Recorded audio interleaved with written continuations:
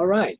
Well, hello everyone, and welcome to another episode of the Aware Athlete Show. I'm your host, Scott Forrester, and today we're really pleased to have with us as our guest, Beverly Anderson-Abbs. And a lot of you are going to be very familiar with that name, but if not, she is an elite ultra runner and also adventure racer and an environmental engineer. We might even hear a little bit about that. We'll see. But her resume is so extensive over the last couple of decades, at least, that I'm just going to have to hit the highlights here. So, as we mentioned, Beverly's been heavily involved in adventure racing, a nice multi-sport thing to do. That's an understatement. But she was involved in the Eco Challenge Borneo, running through the jungles there with the monkeys overhead. And by the way, I've seen some photos of that. I don't remember whether I watched it at the time, but very rough on feet. So she was also involved in the Coastal Challenge. Yeah. Mm-hmm. In the Coastal Challenge, I believe your team won that one. Is that right? Coastal Challenge was individual. Oh, individual. So that was just running. Yeah. Okay. So I won that in 2005 and 2007. Awesome. Yeah, you went back and defended your title. Yeah. So also, she's been involved in the Barkley Marathons, and that's a story in itself. We might get into that. We'll see.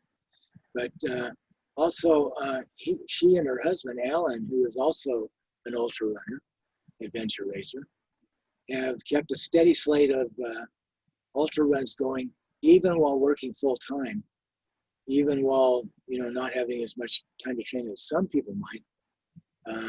But I believe that you've been involved in 4 to 6 to 8 major ultra races almost every year, for maybe since. Pretty much, yeah. This year, of course, a little bit less because of the circumstances, but right. Still, we've done 2. And we're looking to add a couple more for the rest of the year.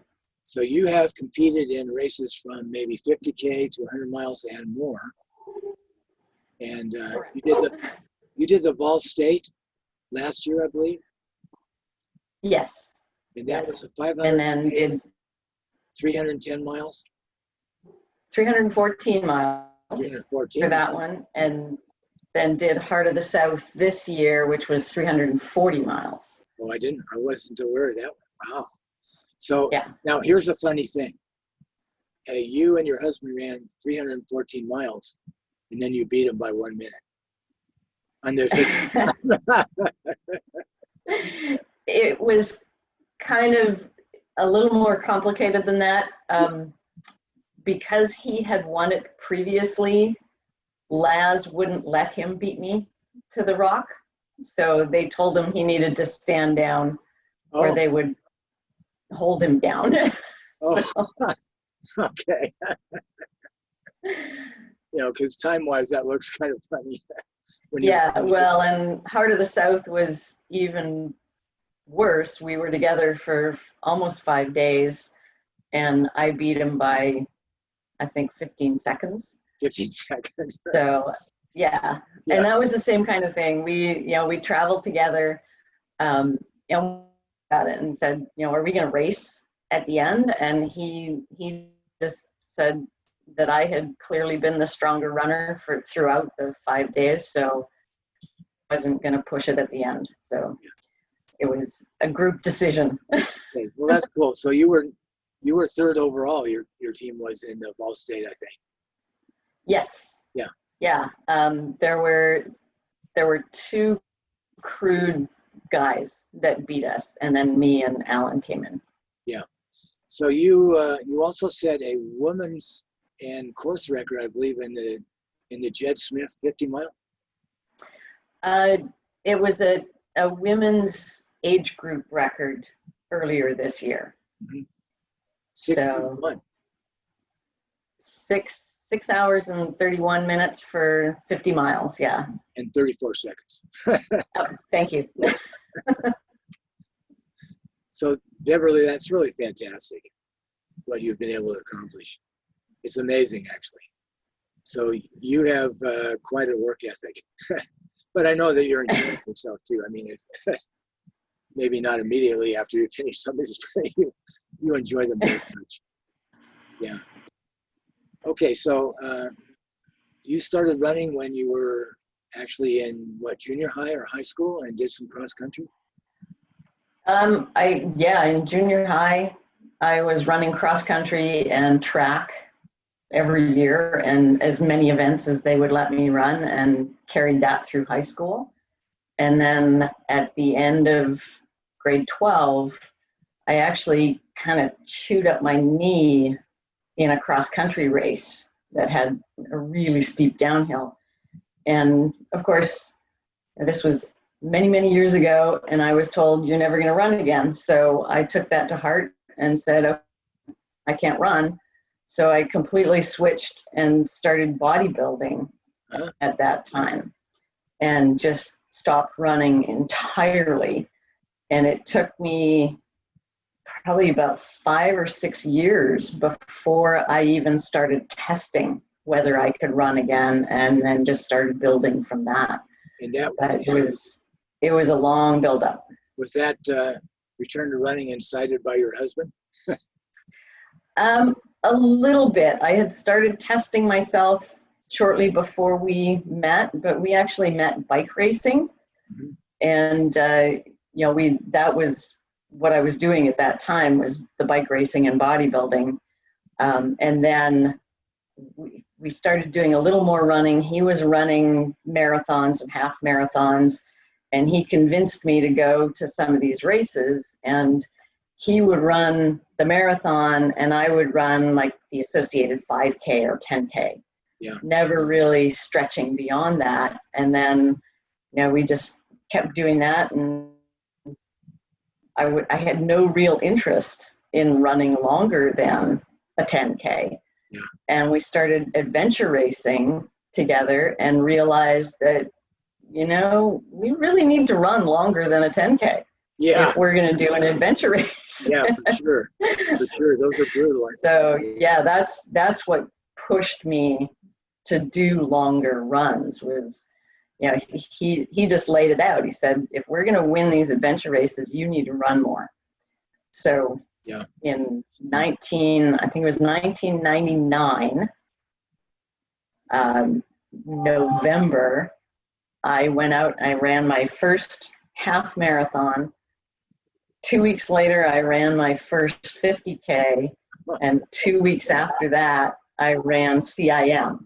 Okay, now that experience there, so you ran your first half marathon, that's 13.1 miles, and then 2 weeks after that, you did a 50K. Now the body, correct. The body, if that was the longest you run, the half marathon, the body really reacts different to those remaining extra hours that you have to do. Can you describe that experience going from one to the other? I mean, because every 3 hours or so, your metabolism kind of goes through a little cycle there where, geez, you're kind of done, and then you run through it. What was that like? Because mentally, you hadn't encountered some of that. It was very different. It was, it was a long time ago, but I remember I had no idea what my body was doing. I got about 15 miles, and then everything just started to ache. And I thought, well, I've got a long way to go, or I could quit. And I didn't see myself quitting, because I had done some adventure races, so I knew what I was going through from that. And at the time, because this was 20-some years ago, nobody was really thinking about what ibuprofen did to your kidneys and things like that. Yeah. And at the aid stations, they had like bowls of ibuprofen and Tylenol sitting out with the candy instead. Yeah. So every aid station, I was just grabbing like 5 or 6 ibuprofen. And so for the short term, now I remember once I pre-medicated before I did 20 miles. And then I finished, and I go, why do my knees feel even better than before I started? Oh yeah, I remember I don't do that anymore, because it's just not good. Yeah. But I did, yeah. But that was a thing back then.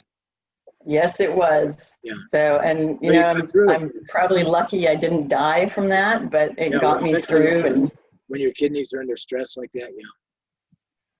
Yeah. So that helped. That got helped. me to the finish. Okay, that's a good story. So, and then from there, from the 50K, what did you do from there? I did CIM, the California International Marathon, 2 weeks after that 50K. Yeah. And that was another experience again. I didn't know what I was doing, and I just sort of went out with the people around me, and I got to the half marathon point in, I think it was like an hour and 19 minutes. And then everything just kind of shut down. No wonder, yeah. I was like, oh my gosh, this really hurts. Everything hurts. You didn't have a pacing plan then. Oh no. Oh, I had no clue what I was doing. I had never run, you know, it was the half marathon, the 50K, and then this. It's like, I don't know what I'm doing out here. So I just That's the only did way what I could. Yeah. Yeah, so you took out at a 2:38 pace or something. Yes. Yeah. And I ended up finishing in 2:59, so I had a sub 3. Yeah, so that's fantastic natural ability that you had. You know, a lot of us are told by orthopedic surgeons that we can't run anymore. And if I ever need surgery, I want somebody who's got experience, but they don't know anything about movement. Right. Yeah, so it's too bad a lot of people get discouraged. Yeah. Well, and that's, you know, I have a lot of people who ask me about my knees because I have had so much trouble with them. And the first thing I say is, don't talk to a surgeon, because surgeons know surgery and they're going to tell you you need surgery. You need to find other people with other disciplines behind them in order to get some other ideas. That's exactly right. I agree 100%. I did have a broken ankle once, and I was very thankful for the surgery they did on that. But yeah. Sometimes that's how you have to go. But I think, you know, for me with my knees, I've been told so many times, you're never going to run again. And it's like, well, yeah, I am. Yeah. But I have to have somebody who can work with me to figure that out. Yeah. Actually, I went to initially to a surgeon for my broken ankle. And then I had to get a second opinion because they didn't even want to help. And then I went to a physical therapist who actually made it worse. And then I went to a physical therapist who was an ultra runner, and he helped me. So he had that knack, that experience, that knowing, you know, exactly what I needed. Right. So, yeah, and that's what you need, is somebody who's got that experience, at least secondhand. But so what your journey there? The only way you learn how to ultra run is by doing it. Yes. So you did have stem cell therapy for your knees. You said about 10 years ago, and I'm just wondering for our listeners, can you go ahead and comment on that? You've already told me a little bit about it, but can you go ahead and comment on that and how that hold up after 10 years? Yeah, it was about 10 years ago. I had, prior to the stem cell, I actually had knee surgery to clean out my knee. It turned out after many, many years of running and activity that I was doing, that patella, my kneecap, didn't track where it was supposed to. So it had just chewed away the cartilage in the joint. So they went in and they took out all the shredded cartilage, which literally left it bone on bone, because it just chewed away all of the articular cartilage. And that was, you know, one of the many times I was told, you're never going to run again. You have no cartilage in there to help you run. And about 6 or 8 months after that, I found a doctor up in the Reading area who had just started doing stem cell. This is when it was just coming in. And I was pretty wary about it. I hadn't heard a whole lot. So I started doing research. And there's not a lot being done, especially not in the United States with things like this, but there's a ton of research in veterinary medicine. There's stem cells been used on horses for decades. And there's also a lot of research being done in the Middle East. So I was able to get enough information and enough data from the study that I could find that I started feeling better about the concept. And I went and talked to this doctor, and I showed him the internal videos of my knee when they were cleaning it out so he could see what it was actually looked like. And he did the stem cell, and foolishly, and this is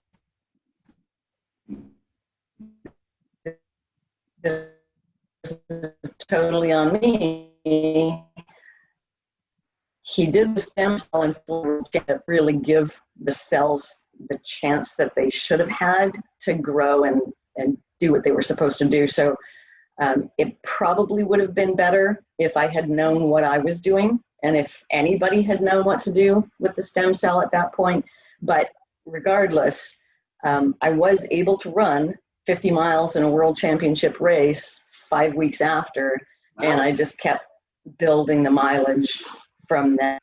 And then 3-4 years ago, I had my left knee done, and that, I had a little better idea of what I needed to do. So I had that done in late 2017, and I spent pretty much all of 2018 just letting the stem cells do what they were doing and letting the young cartilage start building cartilage cells and strengthening and whatnot. And just, it wasn't until the end of 2018, so pretty close to a year after having the left knee done, that I really started coming back into running. And then, that's 2019 and this year have been just massive mileage runs with Vol State at 314 miles and then Heart of the South at 340 miles. And I just did a mountain 100-mile race 2 weeks ago and had 0 knee problems. Wow. So isn't that wonderful? I'm pretty happy. Yes. Well, I think the stem cell area is really still exploding. They've been using it for all kinds of things, including spinal cord injuries and things like that. I hope they continue to work on that. Was that a very uncomfortable procedure, drilling into the hip? The worst part of it is taking the marrow out of the pelvis, and they're starting to move away from that. They're finding they get a little better results with some people if they can get the stem cells from fat. And that was something that I sort of explored for my left knee a few years ago because that has come up a little more. And when I went into the doctor, he looked at me and goes, yeah, no, there's just not enough there. We have to go to the pelvis again. So, but it is really a horrifying experience having that sucked out of your pelvis. Were you on a local or what? Yeah, it's local anesthetic. Ooh. So, but they take this massive syringe and they start sucking the marrow out of your pelvis. Wow. It's horrible. It feels like your whole pelvis is collapsing on itself. It sounds like. And then they aspirate. So, they aspirate it again with some saline to get more of the marrow moving, and that feels like it's exploding your pelvis. It's just it's awful. It's just awful. And then they do it on the second side. So, yeah. So the results are worth it. How long did it take you to get over that part of it? Really, probably not that long. I mean, it's pretty painful for a couple of days, but after that, it probably only took less than a week before the pain had subsided to pretty much nothing. I think I only used painkillers for maybe a day, and then it was just sort of a dull ache. So it's horrible when it's happening, but to me, it's totally worth it.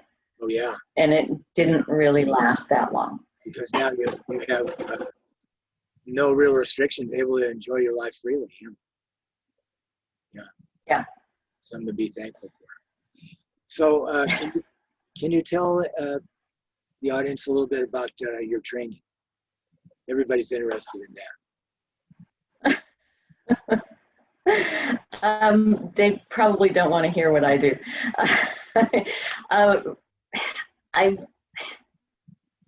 It's hard to say. I don't really have and never have had a training plan. I've had a lot of people offer to coach me, and I consider myself uncoachable because to me, if I'm not having fun, I don't want to be there. I'm not out to make a living out of running. I'm not making money. I mean, definitely I have in the past, and I'm still winning stuff, and that's cool. But I do what I have fun doing. So if I feel like going out and running fast, I'll go and run fast. If I feel like doing intervals, I'll do intervals. But I've never tied myself to a training plan. I do what I enjoy. And we have a cabin up near Lake Tahoe. So really a lot of what we both enjoy is going up there and just climbing mountains. And, I have a lot of running friends who are horrified, and they're like, well, you can't go and run a half marathon from climbing mountains. It's like, well, yeah, watch me. So. Oh, yeah, I'm not sure about that. Even you said you're a bodybuilder for a while now. It depends on how you do that. But if you do heavyweight circuit training, you can have your heart rate way up there. Yes. I don't know if you did that and if that helped with your entry back into running or not, but you were doing your bike training too, of course. Yeah, no, I would say the bodybuilding, when I switched to cycling, the bodybuilding didn't help me at all. The cycling, the cardio was painful for quite a while. And I actually raced for San Diego State University for a number of years because I worked there. So I was taking enough classes that I could race for the team. And it became a joke that I was always last because I was so bad as a cyclist. I had no cardio at all. And then, one year I got so annoyed at being always last that I spent the whole summer just out hammering and doing hill repeats and just pushing myself. I mean, I would go out training and not be able to move for the rest of the day. I would push myself so hard. And towards the end of that summer period, a bunch of the San Diego State team were out doing a road race up in Malibu. And Alan and I decided to go up, and I won for the women. And it's like, whoa, here's this big turnaround. Our last place person is winning a professional race. Yeah. And from then on, it was just, I had to push myself to get the cardio back.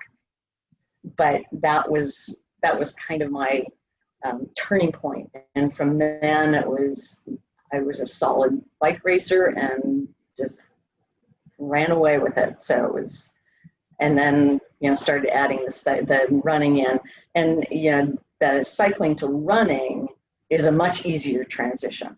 And I think being so solid on the bike helped me to be able to run the way I did without really a whole lot of background training in that since, early days. Yeah.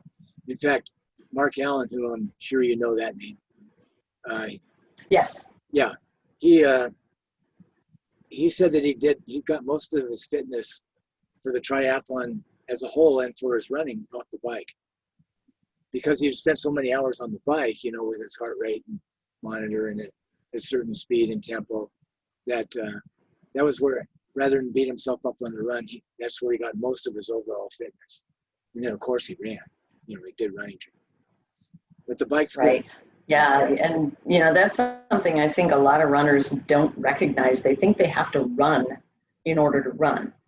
But if you can get on a bike and really push yourself so that you're getting the cardio training out of it and climb hills so you're getting some strength out of it, I think it's a lot better for your body to use that as a big part of your training rather than just constantly pounding away on the pavement somewhere.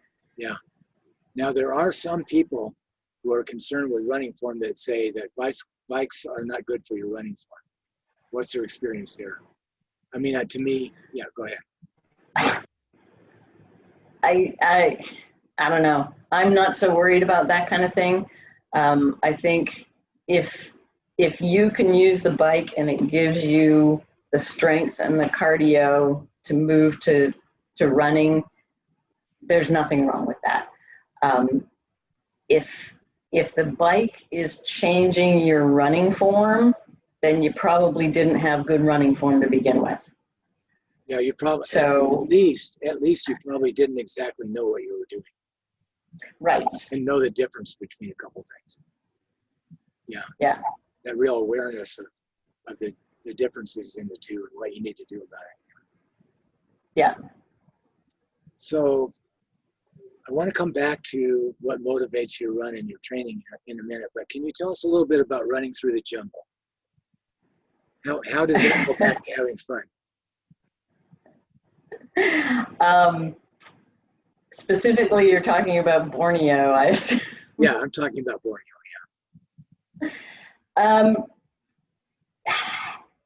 What motivates me? I guess that's sort of the big part of that question. I am not motivated to go out and just run. I need a goal. I need a race to be in. And I've often said, if I could just race and not train in between, I'd be happy. Because I don't like going out. Yeah, I just don't like going out and mindlessly running down the road or whatever. So, for me, doing Eco Challenge in Borneo was sort of the ultimate race to prepare for. The fun thing about doing something like that is it's not all running. So you're training so many different things that it's always fun. Now, once you've done the training, those races are hard, and it's always like you'll be doing some section,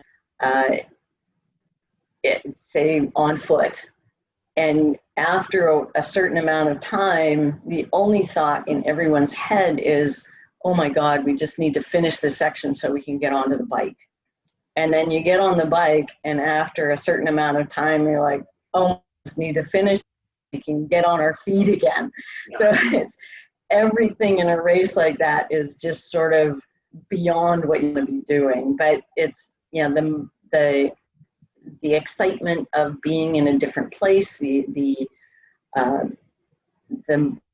pleasure of meeting people in a different country and interacting with different kinds of environments is just, that's something that I totally live for. I mean, when we were doing Eco Challenge Borneo, there were some sections where we'd be paddling down a river and there's orangutan on the canopy. So, to be able to see that kind of thing is just, it's amazing.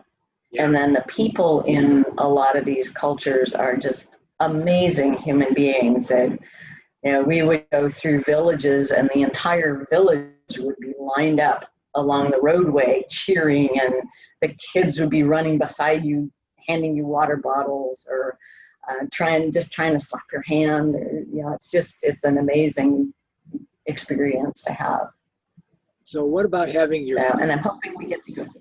Oh, go ahead. Yeah. I said I'm hoping we get to go for 2021. We've applied for Eco Challenge Patagonia. Yeah, those are not getting as much television coverage as they used to, are they? Well, it just came back. So Eco Challenge itself, they stopped doing Eco Challenge in 2003, I believe, and they just brought it back in 2019. So. Okay, so I would like to make sure that I get to see that one. Oh, you haven't seen Fiji yet? Do I have what? You haven't seen the Fiji Eco Challenge yet? No, I haven't. Well, we don't actually have cable TV. I have to get it over the internet. So, is Discovery Channel doing it, or who's? It's on Amazon. So if you have Amazon Prime, you can get it, or you can pay for it. I think it's $5 or something. Okay, well, we have that, so I'm going to go ahead and look at that for sure. Yeah. So what about having your feet wet all the time in the jungle? That's pretty horrible. Yeah. And that's one thing that I cannot handle anymore, is my feet being wet after that. I mean, when we did Eco Challenge Borneo, we were 9 days, little over 9 days, and literally wet feet the entire time, because even if you're not walking through water, it's humid, it rains literally every afternoon, so you're always wet. And the trench foot was amazing. By the time we were on our last night, we were at an island where we had to do a little scuba dive thing to get some little markers that were underwater. And we came out, we did the dive, and we came out, and my feet hurt so bad, I couldn't stand up with the gear on. I had to crawl back to where I could take off my gear and get it off of me. And then I had to crawl to our canoe to be able to go the rest of the way to the finish line. So it is really horrifyingly painful to have trench foot like that. It sounds like it. I know there's an awful lot of nerve endings in your feet, and I've certainly experienced, you go and you do something and half your foot wears off. But I haven't experienced a week of having wet feet. That would be something else. Yeah, and there's some people that it got so bad that the sole of their foot literally came off of their foot, because it just delaminated from being wet for so long. Yeah. Luckily, we didn't go through that on our team, but the pain is just horrible. So what about when you do an adventure race, you've got your strengths and you've got your weaknesses. How do you play those together? Because you're not going to be as strong at every single thing as you are at every other thing in the race. And I don't think that's true. And that's a big part of the team and the team working together, because typically you'll have certain people on a team who are super strong bike riders, others who are really strong on foot. If you're going to have some kind of paddling, so there might be someone a little stronger on paddling. So a lot of it is just making sure that the people who are strong on a section are recognizing where they can help the other people. So when we were doing a lot of adventure racing, we had a lot of different towing systems set up. So we'd have a certain towing system for bikes. And Alan is a monster on a bike, and I'm not. I can ride, I can keep up, but I'm never going to keep up with him, especially on a climb. So he could set up a towing system, and that would help keep me moving a little closer to the speed that he could move. So it kept us together that way. And then likewise on foot, I'm super strong on foot, so we had other towing systems set up, and I would tow people who were starting to struggle on foot. So you're just always trying to balance those strengths and weaknesses out and help the people who need help when they need it. So that's amazing. So you actually had some kind of a strap or rope system so that you could just kind of guide them. You're not just pulling them, but just kind of guide them right to a certain speed and kind of encourage and help a little bit. So that is, obviously, and then, that's really profound, actually.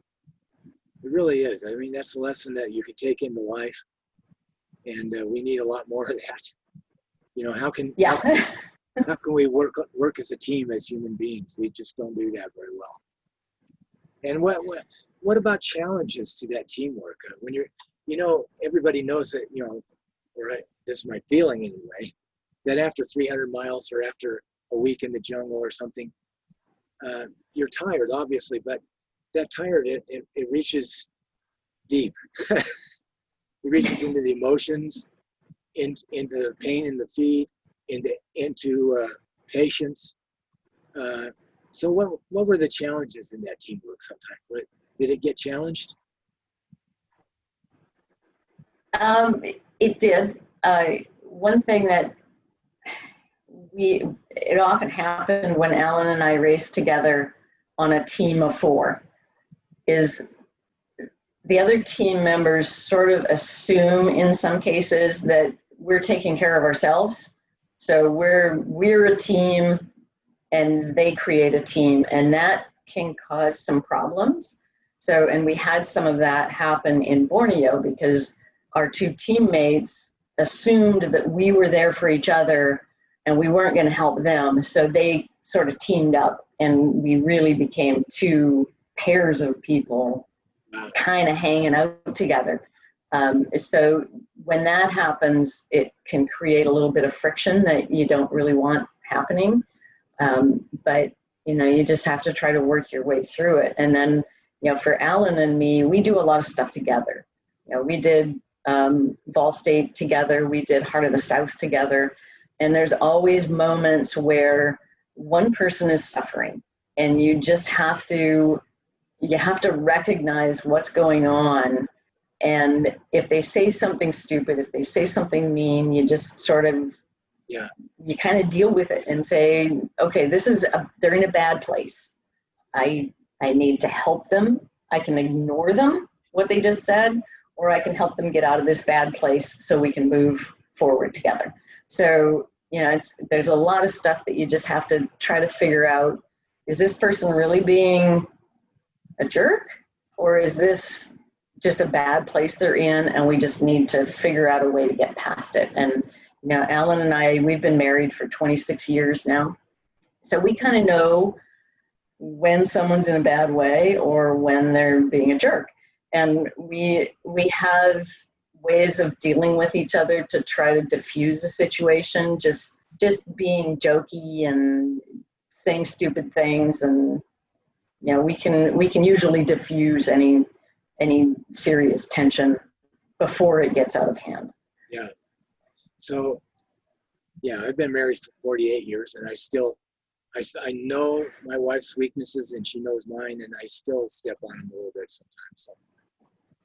So that's an interesting team dynamic when you guys race together with other people. Very complicated, actually. And it is, yeah. It can be tough. So that's something that I'm always interested in terms of ultra running, is that you might learn a tremendous amount from somebody who's a sprinter or a middle distance runner, but ultra running expressly involves patience and endurance. And so there's some interesting lessons to learn there. And we can talk about self-awareness, say, and how you move or how your running form is, but you're getting into a little deeper area of self-awareness there, which is profound and inspiring, actually, that we can deal with these things as they come up. So can you tell us a little bit about the Barkley Marathon? That's kind of an oddball thing, would you say?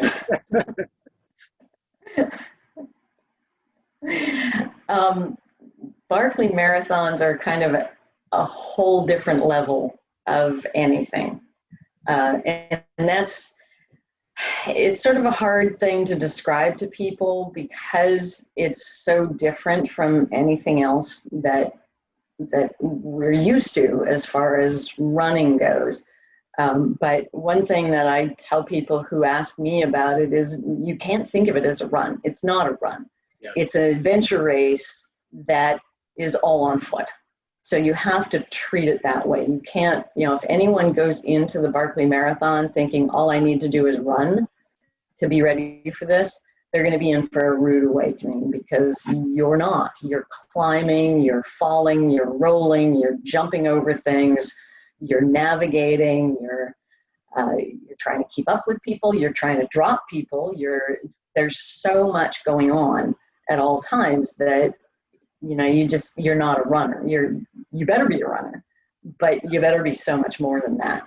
Yeah. So, it's a massive amount of climbing. It's scrambling around trying to find these hidden books that, even if you navigate perfectly, there's no guarantee you're going to find the exact tree that it's under right away. So, you've got to be able to deal with situations like that. You have to, there's one book right at the beginning of Barkley, when I did it, that you had to lift like a 60-pound rock up to get the book out from underneath. So, it's like there's all these things going on.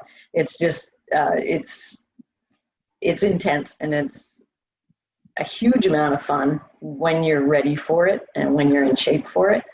But it's enough to demoralize you for a long period of time when you're not. So. Well, something that's extremely frustrating is not being able to find something. Yes. Yeah. And that's, the first couple of years that I went, we didn't have a huge amount of trouble with that, just for various reasons. We were able to find books pretty easily. But there were a couple of times, I think it was the third year that I went, this amazing fog rolled in at one point when we were trying to find a ridge that we were supposed to be going down. And there were three of us. There was me and Alan and John together. And we went up and down a road for like 45 minutes because we couldn't see anything. And then the fog lifted slightly and we suddenly realized we were on the wrong road. But it was, it was completely parallel. So it was going the direction we thought we should be going. And it just didn't give us what we were looking for. And it was so frustrating. I mean, we were in the fog screaming into nothing. It was so frustrating. And then, trying to find books, in some cases, you're stumbling around in the woods with 3 or 4 other people who all know in their heart that they navigated perfectly, and you're all looking at different trees, and it's like, how is this possible? Yeah. So yeah, it can get pretty frustrating. It takes several laps to finish that. How many finishers have there been? I think at this point there have been 15 finishes, and like 12 individual finishers. Some have finished it numerous times, so those numbers could be off. I haven't looked in a little while, but nobody's finished it for a number of years, so it's and it changes pretty standard. Changes it a little bit every year, usually by adding some new hill to go up and down. So yeah, it gets markedly more difficult every year. So what's the story of how that started? That goes back many, many years to, I think it was James Earl Ray was in the prison there in the mountains, and he escaped from the prison, and they found him like 3 days later, very close to where he had started, just kind of cowering in the woods.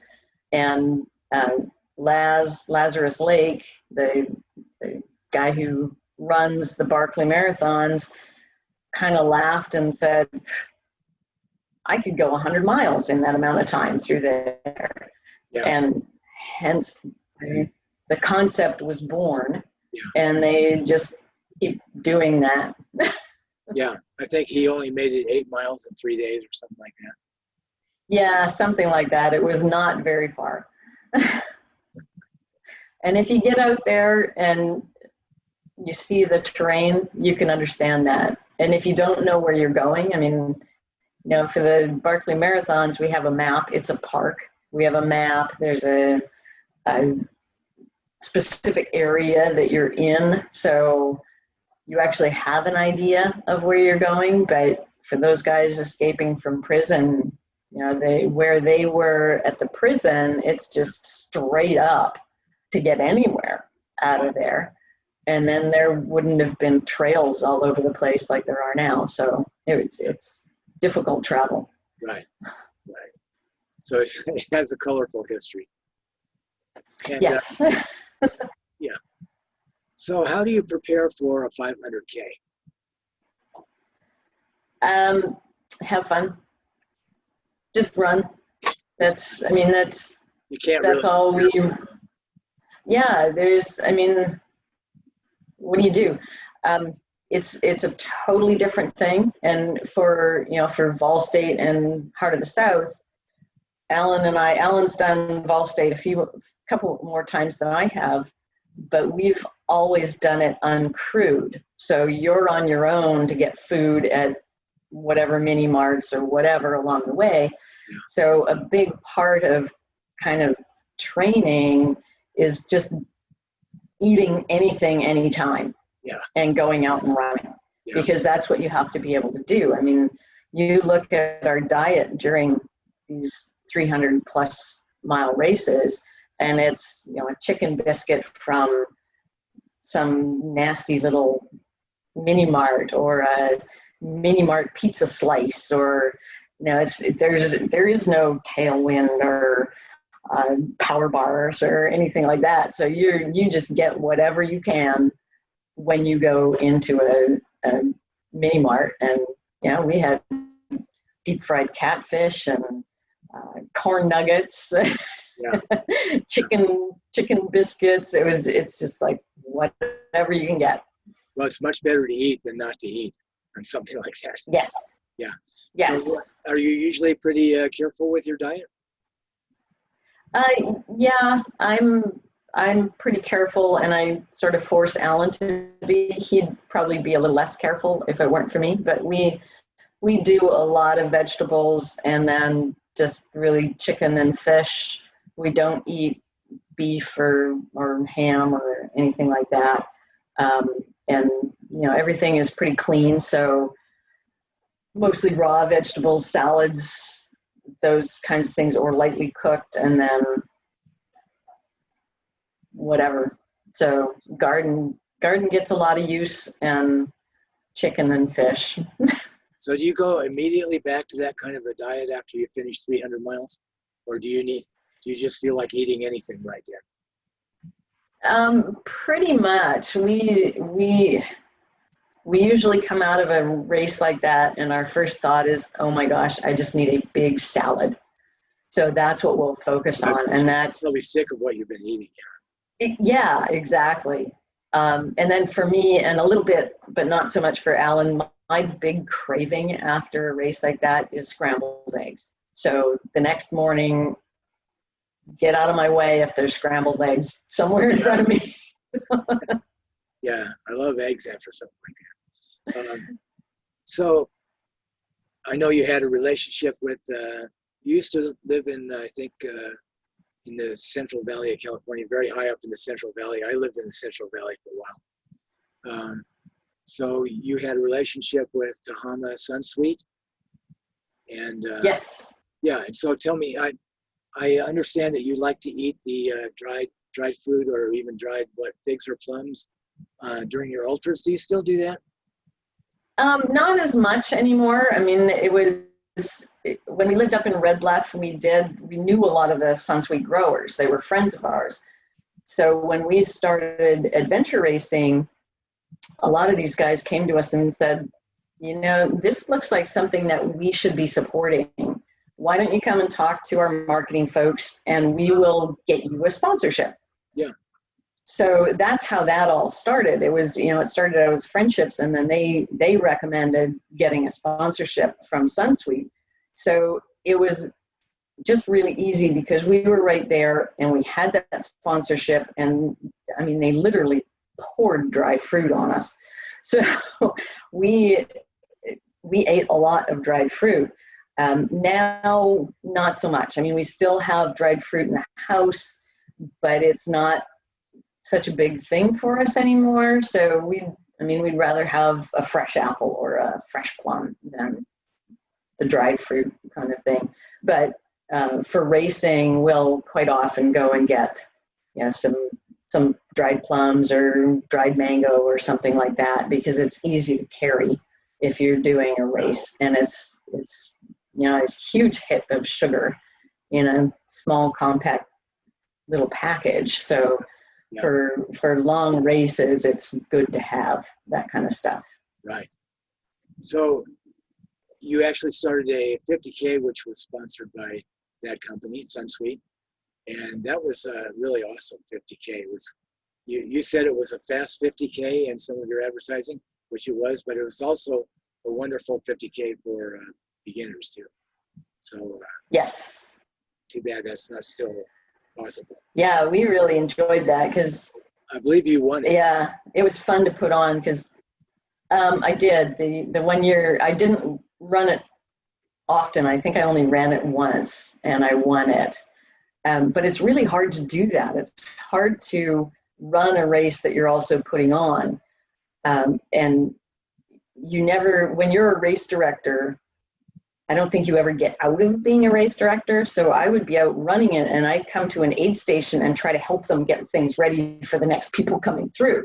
So I was always thinking about, okay, how could this be better from a race director standpoint? And if I saw a flag that got misplaced or something, I'd be out reflagging. Or if I came to an intersection and thought, oh, that's not quite marked as well as it could be, I'd remark things or block the direction that they didn't want to go. So I wasn't able to separate from being a race director to running it. So it was kind of tight. So it's hard to win it. Yeah. Yes, it's hard to win, and I think the second place was not that. When I realized that, oh, I might not win this, that I actually sort of kicked in and started racing it towards the end. Yeah. So I don't have to ask you what your philosophies are. You've already pretty well covered them. Having fun. Having fun. I mean, what is life if you don't have fun?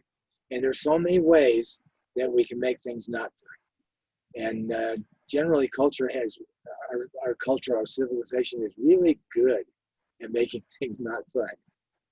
So that's actually a very inspiring philosophy, and I can see it every time you talk about one of your races. You have a big smile. Like, I know you really do enjoy these things, and you're having fun. And yeah, just thinking about when I've watched some of those eco challenges, that insane rappelling or abseiling or whatever you call it. It's just, I'm going, I hope their rope is long enough. Just as, of course, it might be the camera angle and stuff too, but it just looks it looks awesome. So yeah, there's some that, I mean, they really set up those sections so that they are a lot of fun. Although, you know, I think now that Eco Challenge has started up, from what I was seeing when I was watching the Fiji show, it looked like they went maybe a little overboard with safety stuff. yeah, they've had a pretty good safety record, haven't they? They have, yeah. There have been other adventure races that have had some pretty serious injuries and even some deaths, but Eco Challenge has never had anything. You know, they get bike crashes. They have people who make bad decisions and get hypothermic or things like that, but generally they've been pretty solid on the safety. And if you watch the rappelling section, there's a huge rappel in one part of it. And you can see when they're showing the lighter women, they are really having to work to be able to get down the cliff, because they've got the ropes so tightened down that you're not going to go flying down that rope.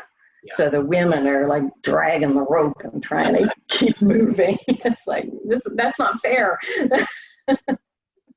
Well, I'll tell you what, this has been very, very delightful. I sure appreciate you taking the time to do this. Is there is there anything that you would like to say to someone who would like to get into ultra running or adventure racing, or anything you would like to say to people in general? I don't think you're doing any coaching right now, are you? I am not doing any coaching, no. There's too much on my plate with working and whatnot. I think the one thing that I always say to people, and I've said it here, is have fun. If you're not having fun, you're doing something wrong. And that's, that holds true in life, doesn't it? Exactly. Yeah. Don't get locked into things. If, for me, to watch people get locked into a sheet of paper that says, I must run X at Y pace, I can't do that. Yeah. And, some people can, and some people love that, and that's fine. But it's important for you to do what's going to work for you. Yeah. And fun is a big part of that. And if you're not enjoying it, you're not going to stick to it. I really think fun is a big part of keeping yourself healthy too. So you've been able to push yourself and still have fun. Yeah, definitely. So Beverly, thank you so much. I really enjoyed this conversation because, you just light on your face, and it's so pleasant to talk to you. So. Well, thank you. It's been fun. Yeah. So maybe we'll talk again in the future sometime. Okay, I'd love to. Okay.